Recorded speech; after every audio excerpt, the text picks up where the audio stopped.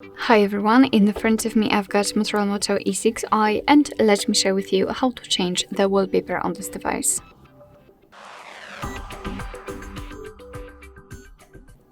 So first of all, let's enter the settings and here we have to find the display section. Now let's tap on the wallpaper and let's tap on the wallpapers. Here we've got some categories or albums from which you can choose the wallpaper from. So here we've got my photos and it is basically your own gallery. So you can set your own photo as a wallpaper, of course, if you want to. And here we've got the pre-installed options. Unfortunately, we've got only one, but let me set it. So in order to check the preview, we have to tap on the wallpaper. And as you can see right here, we can change the position of the wallpaper if you can, and just frame it like you want to. Thanks to this, you can decide how it will look like after applying. So if you're happy with your choice, just tap on set wallpaper.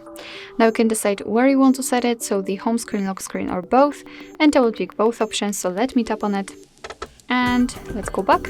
And as you can see, the wallpaper has been applied successfully. Alright, so that will be all. Thank you so much for watching. I hope that this video was helpful, and if it was, please hit the subscribe button and leave the thumbs up.